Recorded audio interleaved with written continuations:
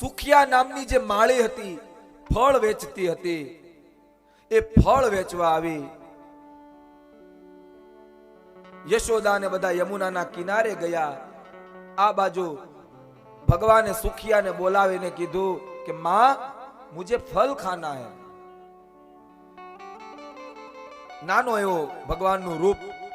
સુખિયાએ કીધું કે ફળ ખાવા માટે ધાન્ય જોઈએ, તું મને ધાન્ય આપીશ?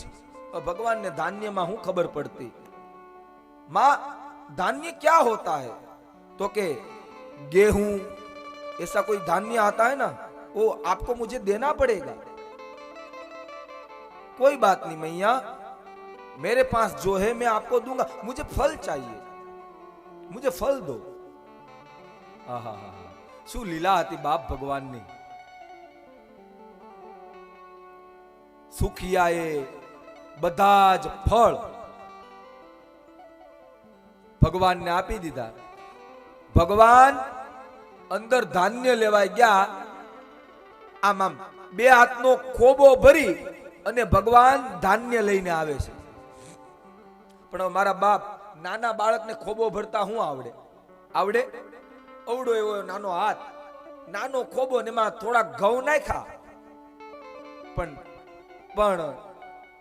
જાતી ભર્યા. ચાલતા ચાલતા આવતા ને તો એમાંથી ઈ ધાન્ય પડતું જાતું હતું. પડતા પડતા પડતા જ્યાં સુખિયા માળી પાસે ભગવાન પહોંચ્યા તો 5 થી 7 દાણા ધાન્ય વધ્યું. લો મૈયા, આપને મુझे ફલ દિયા ના, લો ધાન્ય. સુખિયા માળીએ જોયું 5 દાણા. કેટલા દિવસતા બોણી નહોતી થઈ બાપ સુખિયાને. પણ છતાં સુખિયાએ એનું જે કપડું હતું ને, ઈ કપડામાં આ 5 થી 7 દાણા ધાન્ય લઈ લીધું. ઈ કપડાની પોટલી વાળી ટોપલામાં મૂકી, ટોપલો માથે મૂકી ને સુખિયા દાંત કાટતી કાટતી બોની હો ગઈ, બોની હો ગઈ એવું બોલતી બોલતી સુખિયા પોતાના ઘરે ગઈ.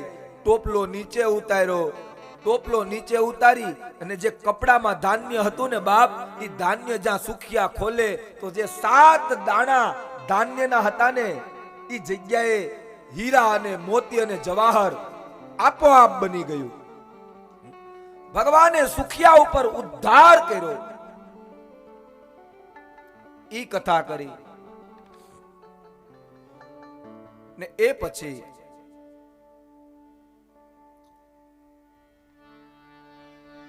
મારા બાપ, ઘણા લોકો એવું કે ભગવાને કર્યું, અમે ન કરીએ. જો બાપ, આ માખણ ચોરની આખી જે લીલા છે ને, આખું આ પ્રકરણ છે ને, આ પ્રકરણ એ ભાગવતનું અધ્યાત્મ. ભગવાને ચોરી કરી નથી બાપ. સાંભળજો, ધ્યાન દેજો. ઘણા લોકો એમ કહે તો ભગવાને ચોરી કરી હતી, તમે ન કરી. વાહ મારા બાપ, જો ભગવાને ચોરી, ભગવાને કર્યું તું એ તમારે કરવું હોય તો તમારે બધું કરવું પડે કે નહીં? કરો, તમને ભાગવત છૂટ આપે છે. પણ ભગવાને કર્યું એ તમારે કરવું હોય, તમારે બધું કરવું પડે. ભગવાને ચોરી કરી, તમે ચોરી કરો. ભગવાને કાળીય નાગને નાયતો હતો. હમણાં કથા આવશે આપણે. કાળીય નાગને ભગવાને નાયતો હતો. હવે આપણે ઉંદેડો જોઈને પલંગ ઉપર બેસી જઈએ છીએ. ભગવાને 16,108 લગ્ન કર્યા હતા. આપણે એકે ગળે આવી જઈએ છીએ. નહીં મારા બાપ, પણ આ ભાગવતની કથાનું અધ્યાત્મ જોવો. ભગવાને ચોરી કરી નથી. અને બીજી વાત, આ ભગવાને જે માખણ ચોર્યું ને, પણ ઈ માખણ કયું? તો કે ગોપીઓના મન રૂપી માખણને ભગવાને ચોર્યું છે.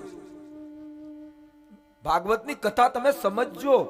ખાલી તાળી પાડવી, કીર્તન કરવું, નાચવું નહીં. આ બધા અધ્યાત્મ છે આના. હવે નહીં કહેતા કોઈ દિવસ કે ભગવાને ચોરી કરી. ભગવાને ગોપીઓના મનને ચોર્યું છે. માખણને સંસ્કૃતમાં મન કીધું છે. એ મનની ચોરી કરી છે બાપ. અને બીજી વાત, કદાચ તમને આ વાત અંદર ન ઉતરે, અઘરી પડે સમજવામાં, તો બીજી વાત, ચોરાઈ કઈ વસ્તુ? હાલો તમે સમજો એ ભાષામાં તમને આ પ્રકરણ સમજાવી દઉં. ચોરાઈ કઈ વસ્તુ? મારી પાસે આ બેરખો છે તો હું કઈ બેરખો ચોરવાનો છું? જવાબ આપજો માતાઓ, હું બેરખો ચોરવાનો છું?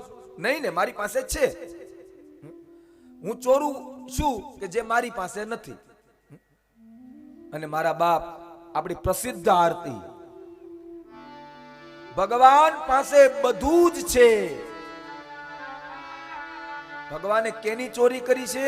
કે જે ભગવાન પાસે નથી ઈ. બાકી ભગવાન પાસે શું નથી? હા, આપણે આરતીમાં ગાઈએ, એક પ્રસિદ્ધ આરતી આપણી, તન મન ધન ઓર જીવન सब कुछ है तेरा, प्रभु सब कुछ है तेरा, तुझको अर्पण, तेरा तुझको अर्पण, क्या लागे मेरा. ओम जय जगदीश हरे, जय जगदीश हरे, स्वामी जय जगदीश हरे. ओ स्वामी जय जगदीश हरे, भक्त जनों के संकट, दास जनों के संकट, क्षण में दूर करे. ओ जय जगदीश हरे. તો ભગવાન પાસે બધું જ છે. ભગવાન પાસે શું નથી? તો કે ભગવાન પાસે મન નથી. એટલે ભગવાને ગોપીઓના મન રૂપી માખણને ચોર્યું છે.